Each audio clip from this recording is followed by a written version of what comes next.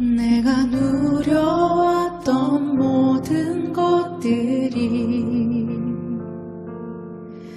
당연한 것 아니라 은혜였소. 안녕하세요. 오늘도 하나님께서 우리에게 좋은 날을 허락해 주셨습니다. 참 우리가 코로나를 겪으면서 새삼 느끼게 되는 것은 평소에 우리가 당연하다고 느껴졌던 모든 것들이 당연한 것이 아니고 참 우리에겐 은혜였구나 하는 것을 깨닫게 됩니다. 참 우리가 마스크 안 쓰고 막 자유롭게 다녔던 거 당연하다고 생각했잖아요. 신금세가 보니까 얼마나 좋았습니까?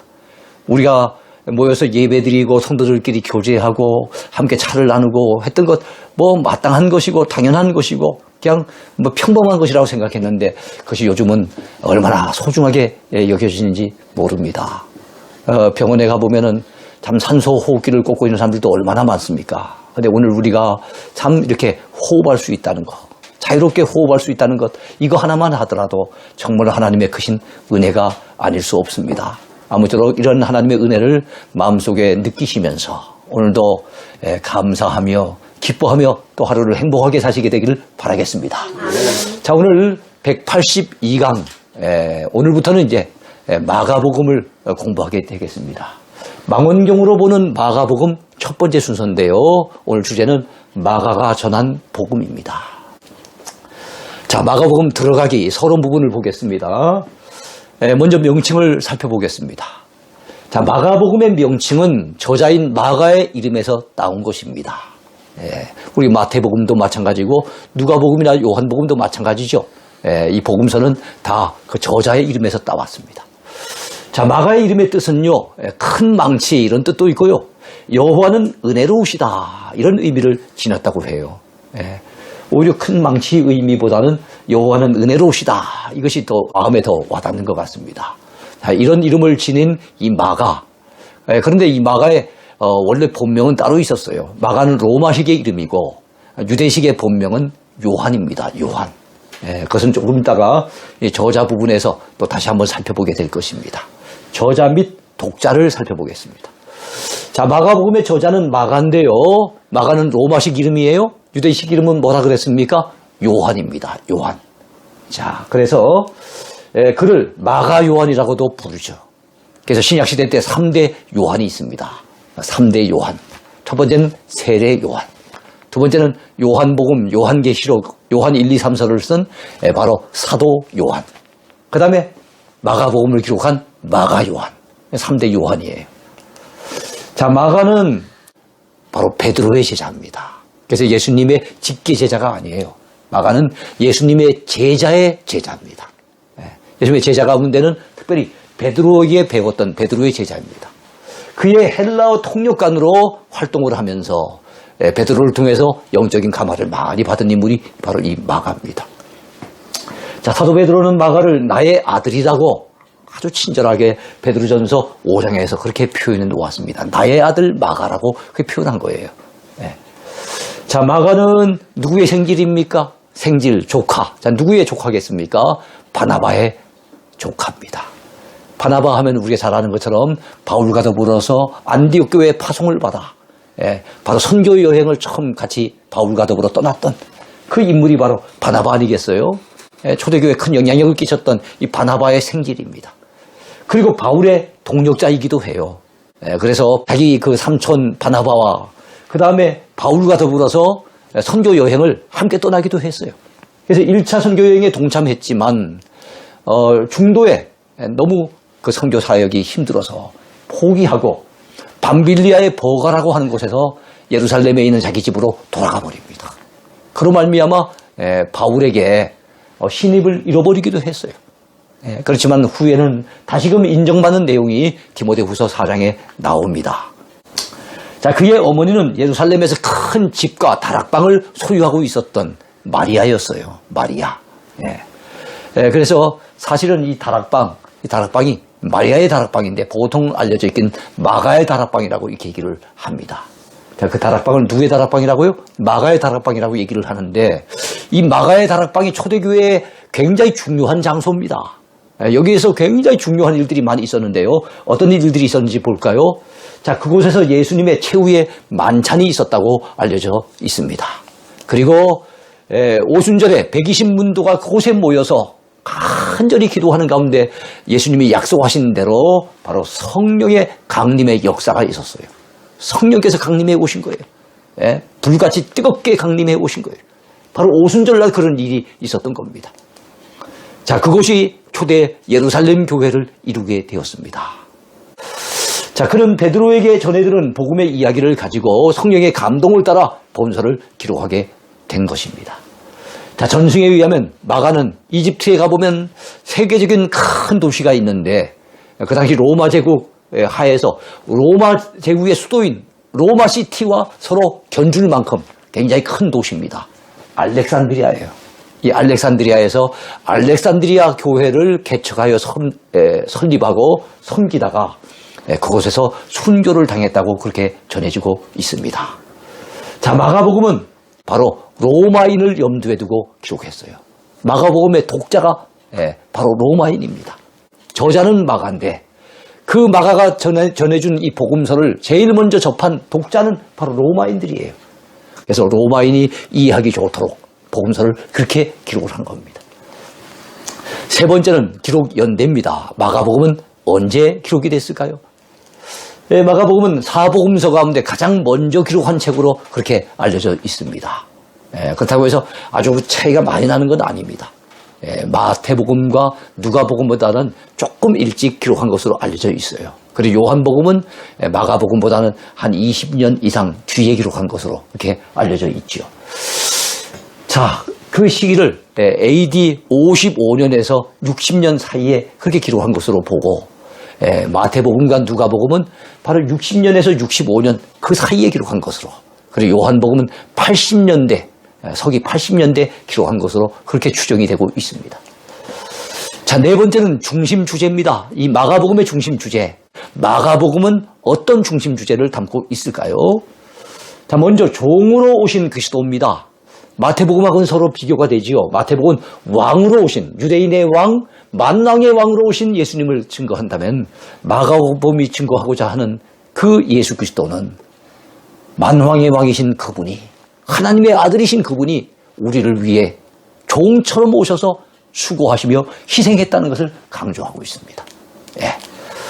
자, 그래서 마가복음은 바로 하나님의 아들인 그리스도께서 친히 종처럼 우리를 위해서 희생하러 오신 것을 강조하고 있다는 거예요. 그래서 마가복음의 그 별명이 나중에 공부하겠습니다만 소복음 또는 송아지복음이라고 얘기해요.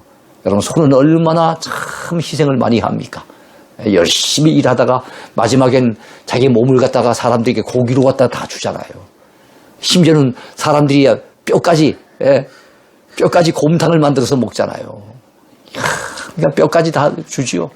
꼬리 가지고는 꼬리 곰탕을 해 먹지 않습니까?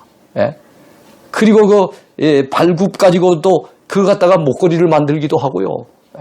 이 뿔 가지고도 그런 것들을 만드는 걸 보면은, 야, 소에게서는 버릴 것이 없다 싶어요. 그 정도로 자기의 모든 것을 아낌없이 다 주는 것이 소라고 하는 동물인데, 바로 예수님이 우리 위해 희생하신 것을 거기다 비유해서 소복음이라고 얘기를 하고 있습니다.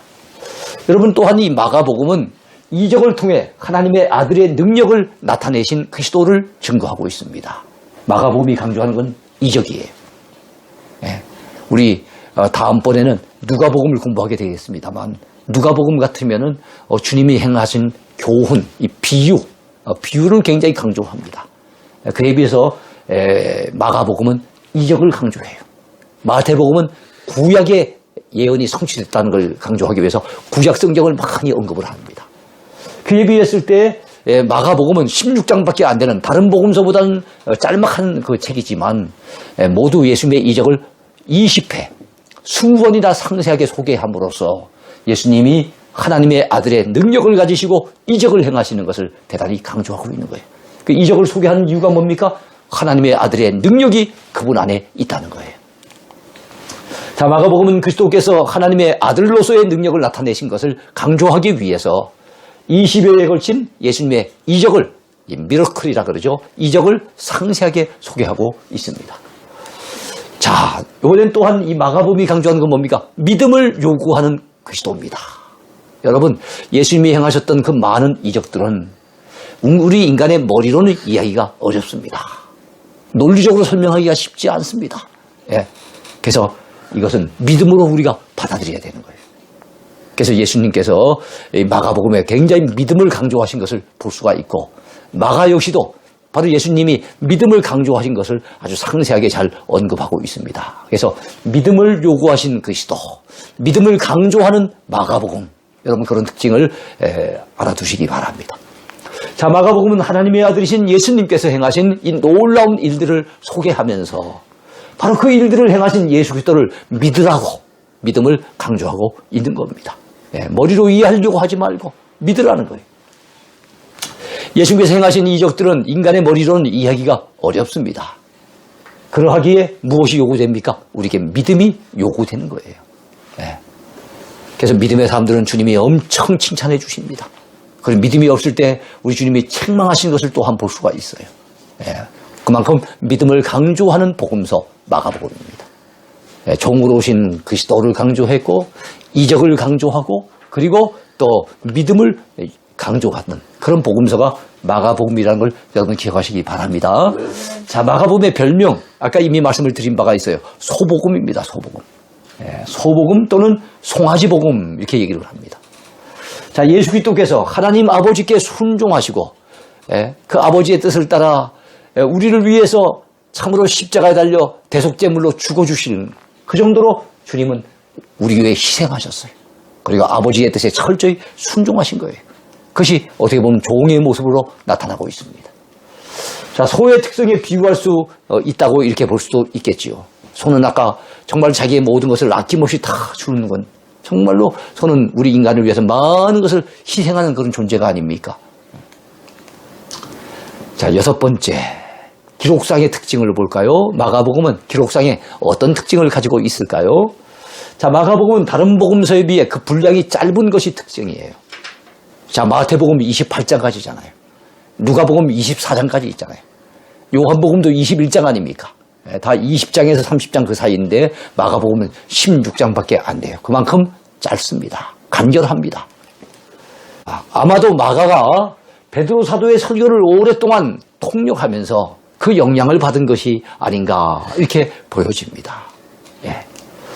왜냐하면 베드로의 그 설교의 특징을 보면 아주 짧고 단순합니다. 대신에 선명하고 분명하지요. 굉장히 힘있는 설교를 하는 인물이 바로 베드로예요. 아주 화려한 문체를 갖다 구사를 하고 굉장히 논리적으로 자기의 주장을 펼치고 이런 게 아닙니다. 아주 힘있게 그러면서도 단순하고 짧게 이렇게 설교하는 인물인데 아마 그 영향을 받은 것이 아니겠나 이 생각을 할 수도 있습니다. 그러하기에 베드로에게 영향을 받은 마가 역시 그의 복음서를 짧고 단순하지만 힘있는 내용의 복음서로 기록한 것으로 그렇게 보여집니다. 자, 마가복음을 때로는 그래서 베드로에게 영향을 받은 복음이라 해서 베드로 복음이라고 이렇게 일컫기도 하는 이유, 그 이유가 거기에 있는 거예요. 자, 7번째 핵심 요절입니다. 마태복음의 핵심 요절은 뭐라 그랬습니까? 마태복음 16장 16절. 주는 그리스도시요 살아계신 하나님의 아들이십니다 라고 했던 베드로의 고백이 바로 마태복음을 대변하는 요절입니다. 그렇다면 마가복음의 핵심 요절은 무엇일까요? 10장 45절 말씀이에요. 마가복음 10장 45절. 자, 마가복음 10장 45절은 어떤 구절일까요? 어떤 내용을 담고 있을까요? 자, 종으로 오신 예수님과 관련된 그런 구절입니다. 자, 인자가 온 것은 섬김을 받으려 함이 아니라 도리어 섬기려 하고 인자의 목숨을, 자기 목숨을 많은 사람의 대속물로 주려 함이니라. 그렇게 말씀하셨어요. 주님이 섬김받기 위해서 이 땅에 오신 게 아니라는 거예요. 높아지기 위해서 오신 게 아니라는 거예요. 대접받기 위해서 오신 게 아니라는 거예요. 주님은 우리 같은 허물 많은 죄인들을 섬겨주시려고 오셨대요. 심지어는 자기 목숨을 많은 사람의 대속물로 죽이시기 위해서 오셨다는 거예요.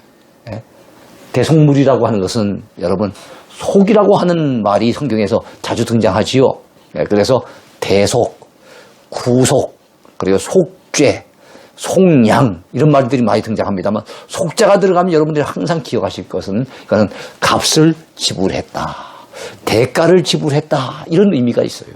예. 그래서 죄값을 지불하면 그것이 속죄가 됩니다. 죄값을 지불하고 우리를 구원해내면 그것이 구속이 됩니다. 예. 마찬가지로 죄값을 대신 지불하시면 그게 무엇이 됩니까? 대속이 되는 겁니다. 예. 또 죄값을 지불하고 우리를 해방시키시면 그게 무엇이 됩니까? 속량이 됩니다. 속량. 예. 자, 어쨌든 우리가 좀 그 어려운 말들 우리가 자주 접하고 있잖아요. 근데 속자가 들어가면 값을 지불했다는 의미가 있구나. 이걸 여러분이 알아두시면 이해하기가 좋을 것 같아요.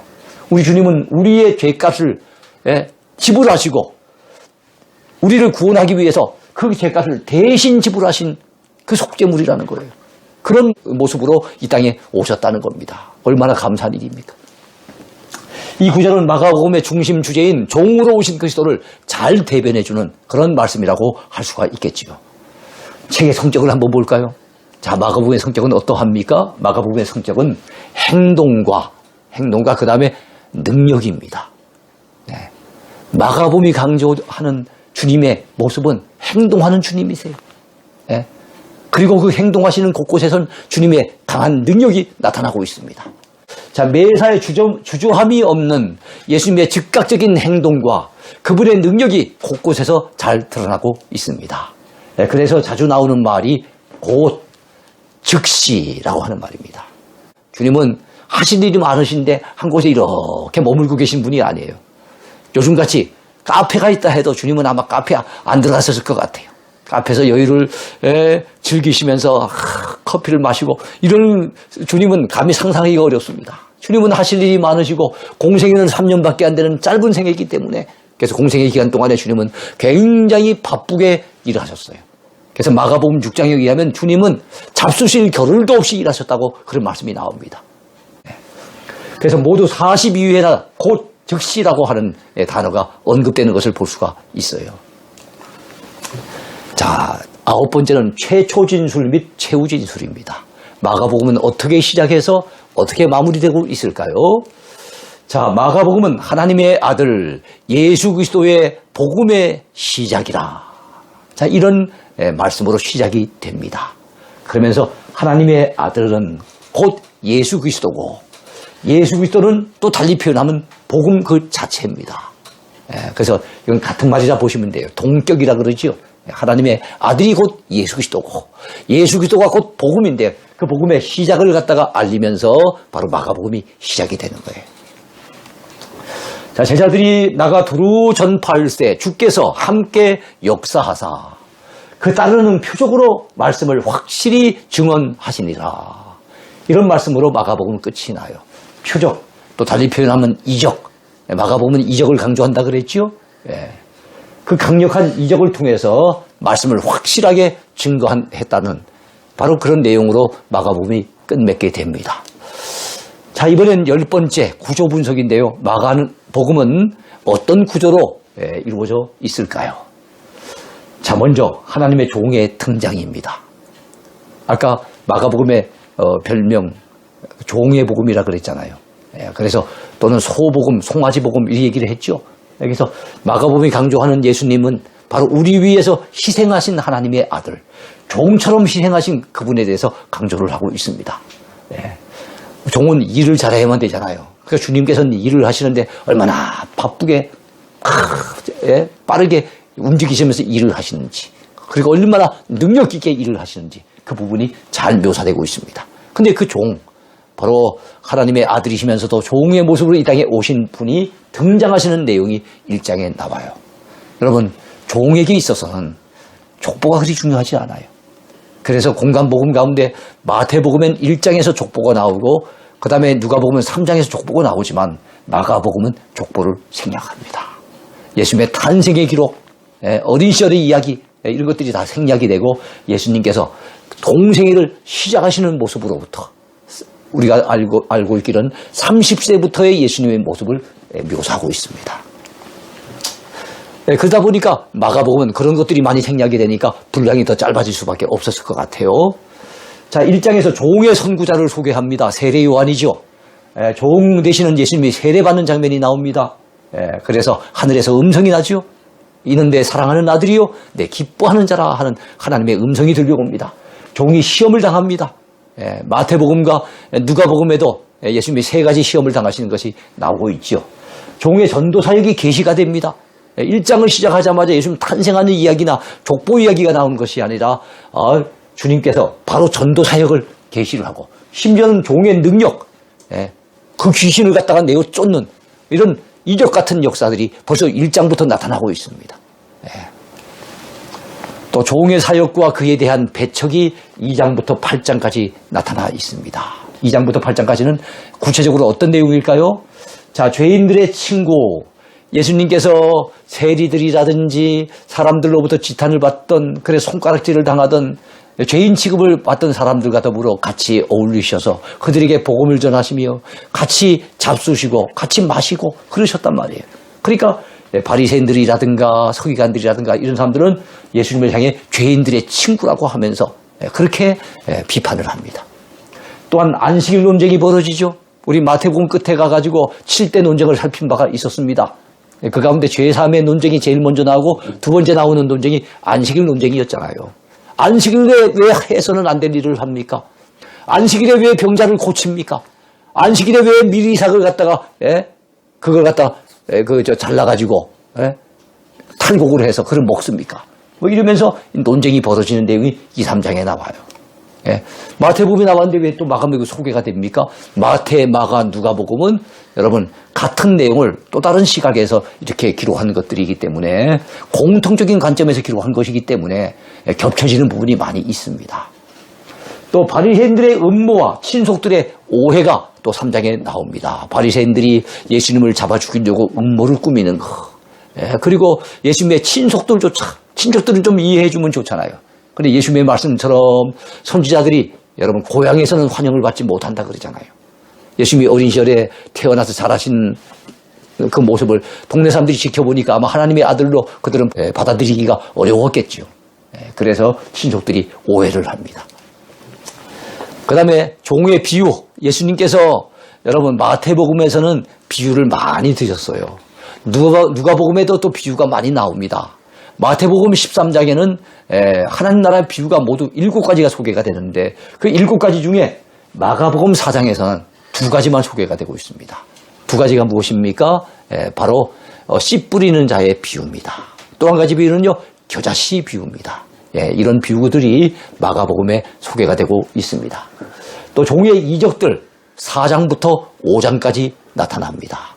여러분 4장부터 5장까지지만 굉장히 많은 이적들이 소개가 되고 있습니다.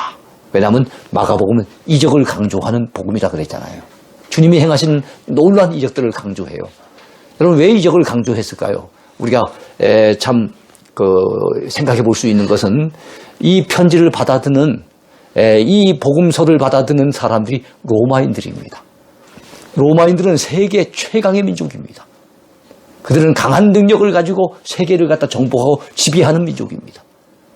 그들에게는 무슨 교훈적인 이야기 이 정도만 가지고 그렇게 사람들이 무슨 은혜를 받고 감동을 받기 어렵지요.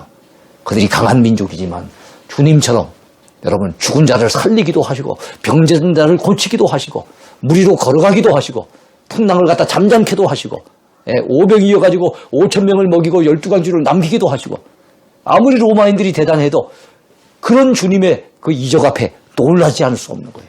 도무지 사람들을 일반 사람으로서는 행할 수 없는 그런 이적들을 보면서 그들이 은혜를 받고 도전을 받고 그 주님을 믿을 수 있도록 하기 위해서 이적을 강조하고 있는 겁니다.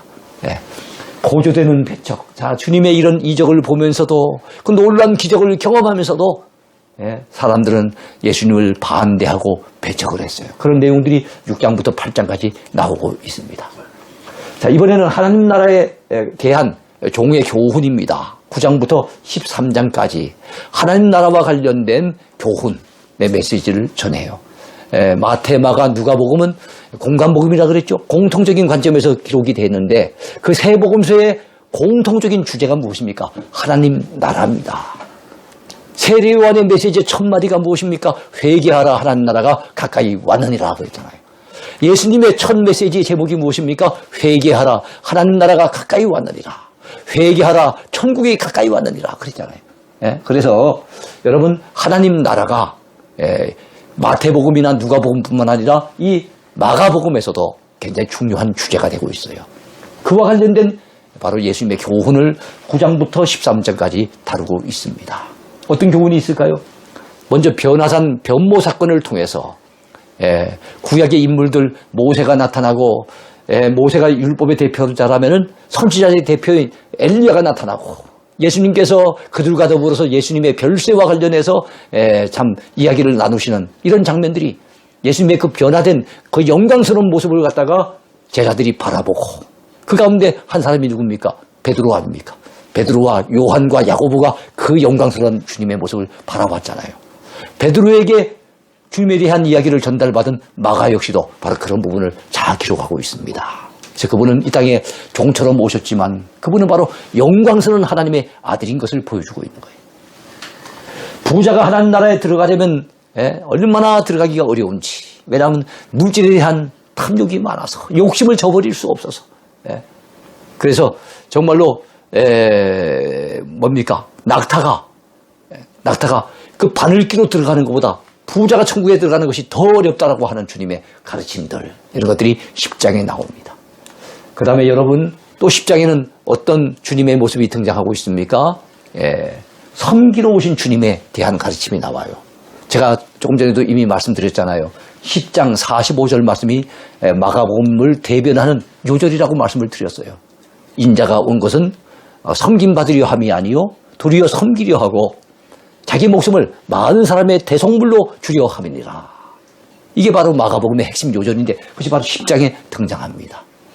그 다음에 성전 청결 사건과 열매 없는 무화과나무 사건을 통해서 참으로 그 당시에 성전은 사람들이 하나님 앞에 기도하는 곳, 하나님 앞에 예배하는 곳이 아니라 그들이 이득을 갖다가 다투는 곳, 장사치들이 와서 양을 팔고 비둘기를 파고 이렇게 장사하는 곳, 돈 바꿔주는 사람들이 그걸 통해서 이득을 챙기는 곳, 그리고 제사장들과 많은 종교 지도자들이 그 성전을 이용해갖고 자기의 지위를 획득하고 자기의 이득을 갖다가 탐하는 그런 곳으로 전락이 되어 있는 모습을 주님은 상을 엎으시면서 성전을 갖다 청결케 하시는 사건을 통해서, 그리고 또 열매 없는 무화과나무를 통해 가지고 잎만 무성하지 열매가 없는 무화과나무처럼, 저주받은 그 무화과나무처럼 바로 겉으로는 율법을 잘 지키는 척, 겉으로는 종교적으로 굉장히 열심히 있는 척, 잎이 무성한 무화과나무처럼 그런 모습을 갖추고 있지만 실제로 하나님이 원하시는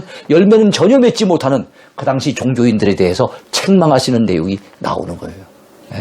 적어도 하나님 나라에 들어가려는 주인공이 되려면 그런 모습은 가져서는 안 된다는 거죠. 포도원 농부 비유도 12장에 나옵니다. 여러분 포도원의 주인이 거기다가 그 울타리를 하고 포도원을 잘 만들고 난 다음에 사정이 있어서 먼 나라로 갑니다. 그래서 그 포도원을 바로 다른 사람들에게, 다른 농부들에게 많이 불러가지고 일을 맡겨요. 그 농부들은 그 포도원이 자기 포도원은 아닙니다. 그 원주인의 부탁을 받고 그걸 농사를 짓는 거지요.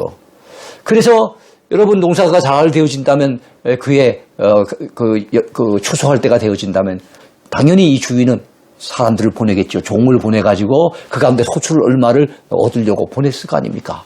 근데 보냈더니 죽이는커녕 종을 얼마나 때리는지 때려서 보낸 겁니다. 그 다음에 또 다른 종을 보냈더니 이번에 그 종을 죽여버리는 겁니다. 또 다른 종을 보냈더니 일부는 때리고 일부는 죽이고 해가지고, 아니 주인이 자기들에게 그 포도원을 맡겼으면은 주인이 원하는 대로 그 소출의 일부를 갖다가 주인한테 올리는 것이 마땅하지 않겠습니까? 그래 안 하는 거예요. 그래서 이번에는 최후로 바로 자기 아들을 보냅니다. 설마 내 아들은 공경하겠지 생각을 하고 아들을 보내는데 이 농부들이 모의를 합니다. 저 아들은 저 이 재산을 갖다 물려받을 상속자다.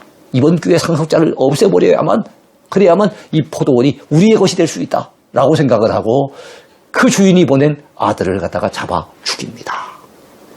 그러니까 이 소식을 전해 들은 이 주인이 얼마나 진노했겠습니까? 화가 나가지고 결국엔 군대를 이끌고 와가지고 그 농부들을 다 진멸하는 내용이 바로 이 포도원 농부 비유예요. 여기서 말씀하는 여러분 주인은 하나님이십니다. 여기에 등장하고 있는 이 농부들은 어떤 자들입니까? 바로 유대인들. 예? 그 당시 종교 지도자들을 비롯한 자기들은 하나님의 백성이라고 큰 소리 치는 자들인 거예요. 그 이스라엘 나라를 우리 하나님이 그들에게 주셨어요. 하나님이 그들에게 베푸신 그 은혜가 얼마나 엄청납니까? 그런데 여러분 하나님이 보내신 주의 종 선지자들을 그동안 얼마나 욕되게 했습니까? 선지자들을 붙잡아 감옥에 가두고 심지어는 죽이고 그들에 의해서 순교를 당하고 피를 흘리며 쓰러진 선지자들이 얼마나 많았습니까? 마지막에는 우리 하나님께서 그 아들 예수님을 보내주셨지만 그 예수님을 십자가에 못 박는 그들의 모습을 우리 주님은 신랄하게 지적을 하고 있는 거예요. 이런 비유. 결과적으로 어떻습니까? 하나님 나라는 마지막에 가면 심판이 있다는 것을 경고하신 거예요. 그리고 마지막 날의 징조에 대해서 13장에 상세하게 말씀하고 있습니다. 소묵시록이라고 하죠. 마태복음 24장과 누가복음 21장에도 나와 있는 동일한 비슷한 내용들이 마가복음 13장에 나와 있습니다. 그리고 나머지 부분은 종의 희생과 승리인데요. 14장부터 16장까지 이제 마가복음의 마지막 부분이죠. 십자가에서 희생당하시는 내용이 14장에서 15장까지 그리고 부활 승리하시는 내용이 16장까지 비록 그 부분에 속장만 하려 했지만 예수님의 십자가와 부활은 참 예수님의 생애 가운데 가장 중요한 클라이막스가 아니겠습니까? 예수님이 이 땅에 오신 목적을 이루시는 마지막 결론 부분이 아니겠습니까? 그래서 이 부분은 또 대단히 중요하다고 볼 수가 있겠지요. 여기까지 하는 것이 바로 마가복음인 거예요. 그래서 우리가 오늘 마가복음의 서론 부분을 같이 공부하면서 마가복음은 이런 특징이 있구나. 우리가 평소에 그냥 사복음서를 많이 접하고 읽고 또 많이 단편적으로 알고 있었지만 이것을 마태복음, 마가복음, 누가복음을 서로 비교해가면서 또 이 공관복음과 요한복음을 서로 비교해가면서 이렇게 공부한다는 것, 체계적으로 종합적으로 공부한다는 것, 망원경을 보듯이 이렇게 공부한다는 것은 참 우리에게 유익할 수 있습니다. 아무쪼록 오늘 배운 말씀이 여러분 모두에게 유익되기를 바라고 은혜되길 바랍니다. 오늘도 주 안에서 행복한 하루, 주 안에서 승리하는 한 날이 되시길 바라겠습니다. 감사합니다.